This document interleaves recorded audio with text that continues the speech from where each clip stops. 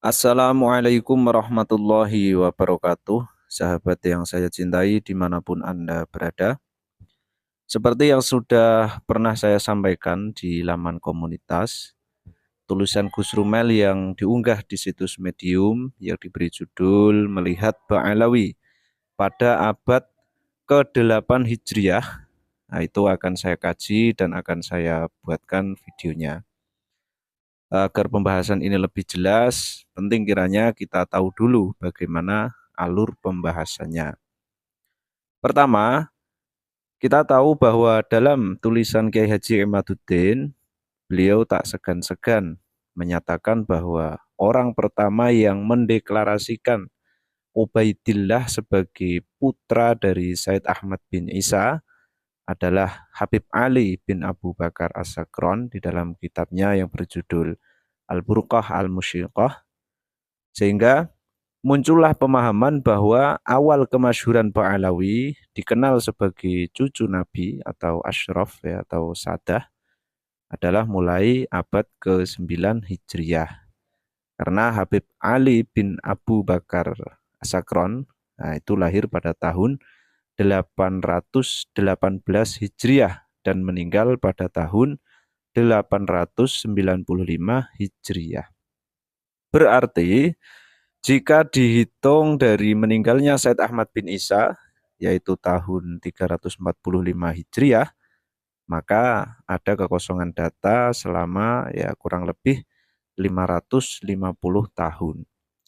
Tentu sangat tidak masuk akal jika jeda waktu sepanjang itu bisa merunut secara rinci leluhur ke atas tanpa data yang saling mendukung dan berkesinambungan dari masa ke masa.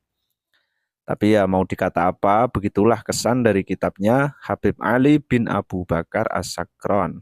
Karena dalam kitab beliau memang tidak menyebut sanad atau sumber-sumber yang jelas dari mana beliau bisa menyatakan bahwa Ubaidillah adalah putra dari Said Ahmad bin Isa.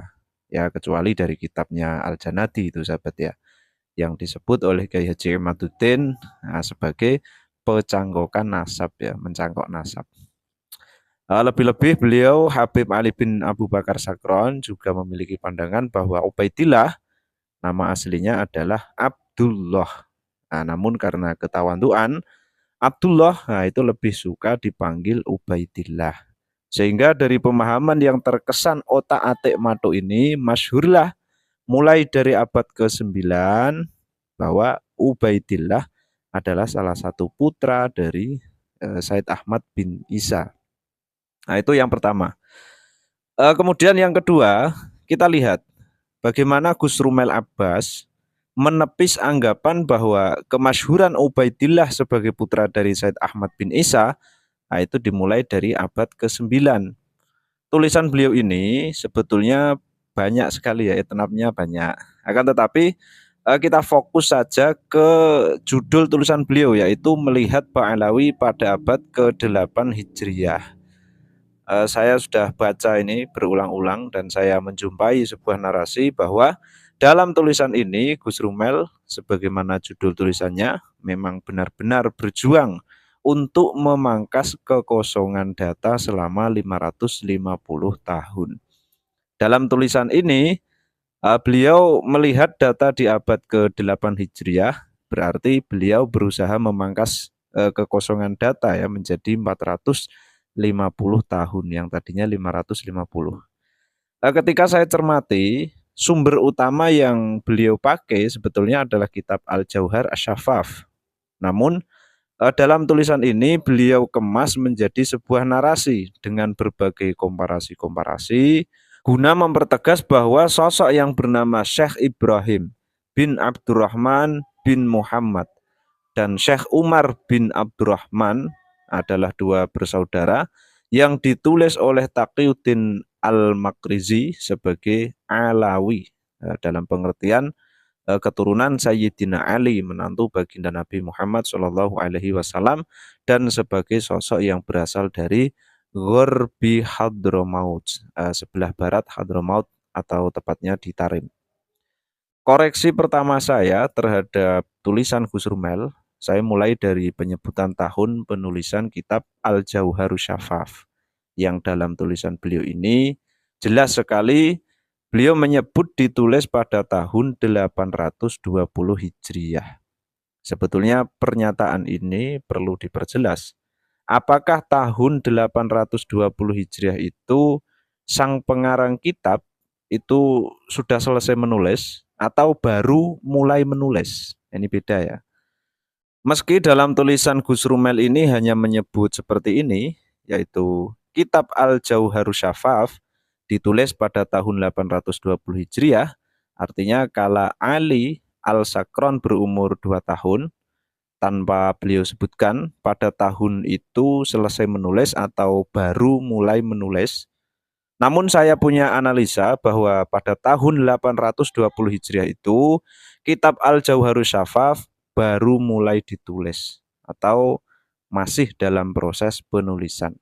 Atau dalam bahasa sederhananya pada tahun 820 Hijriah kitab Al-Jauharus Syafaf belum selesai penulisannya ya, belum rampung penulisannya. Kenapa? Karena di dalam kitab Al-Jauharus Syafaf itu masih sempat menyebut beberapa tokoh lengkap dengan tahun wafatnya. Ada tokoh yang disebut wafat pada tahun 827 Hijriah, ada yang disebut wafat pada tahun 830 Hijriah, bahkan masih sempat pula menyebut nama tokoh lengkap dengan tahun wafatnya pada tahun 840 Hijriah. Artinya, ketika Gus Rumel menyebut kitab Al-Jauharus Syafaf ditulis pada tahun 820 Hijriah, kala Ali Al-Sakron berumur 2 tahun, sedangkan kitab Al-Jauharus Syafaf masih sempat menyebut tahun wafatnya seorang tokoh pada tahun 840 Hijriah, berarti penulisan kitab ini memakan waktu lebih dari 20 tahun. Nah, itu jika penulisannya dihitung mulai dari tahun 820 Hijriah. Apakah ini masuk akal? Nah, kalau masih menganggap masuk akal, saya kasih fakta yang mungkin bisa membuat sahabat tercengang. Yaitu ketika pengarang kitab Al-Jauharus Syafaf dinisbatkan kepada ulama bernama Abdurrahman bin Muhammad bin Abdurrahman Al-Khatib, yang menurut Gus Rumel wafat pada tahun 855 Hijriah. Nah, catat tahunnya ya, 855 Hijriah. Apa fakta itu? Faktanya adalah di dalam kitab Al-Jauharus Syafaf yang pengarangnya dinisbatkan kepada ulama yang bernama Abdurrahman bin Muhammad bin Abdurrahman Al-Khatib, yang menurut Gus Rumel wafat pada tahun 855 Hijriah, ternyata di dalam manuskrip kitab Al-Jauharus Syafaf ini, tepatnya di juz 3 halaman 52, ternyata masih sempat merekam tahun wafat seorang tokoh yang wafat pada tahun 860 Hijriah. Bahkan tahun wafatnya ini ditulis, sahabat. Secara logika, kitab Al-Jauharus Syafaf ini pasti ditulis oleh ulama yang wafatnya di atas tahun 860 Hijriah ya. Bisa jadi tahun 861 atau 862, 863 atau bahkan 800 ini ya 70, 880 ataupun 890, bahkan bisa juga tahun 900 Hijriah atau bisa juga tahun 1000 Hijriah. Nah, semuanya serba bisa. Dan ketika kita melihat penemuan Gus Rumel yang menyatakan bahwa pengarang Al-Jauharus Syafaf adalah Abdurrahman bin Muhammad bin Abdurrahman Al-Khatib, wafat pada tahun 855 Hijriah, maka ya ini ya, ya gimana ya, ya bisa jadi yang salah adalah tahun wafat pengarangnya, atau yang salah adalah teks kitabnya, atau bahkan yang salah itu penisbatan kepada pengarangnya, atau yang salah yang lain ya wallahu alam ya. Itu semua bisa jadi. Sekian dulu, ini sedikit spill analisa dari saya. Ini saya belum masuk ke pembahasan mengenai kitabnya Al-Makrizi, karena dari titik awal saja sudah ada kejanggalan yang mestinya perlu diselesaikan untuk memastikan bahwa kitab Al-Jauharus Syafaf adalah benar-benar kitab yang ditulis oleh ulama abad ke-8 Hijriyah. Semoga bisa dimengerti dan semoga bermanfaat. Wallahu a'lam bishawab. Ihdinas siratal mustaqim. Assalamualaikum warahmatullahi wabarakatuh.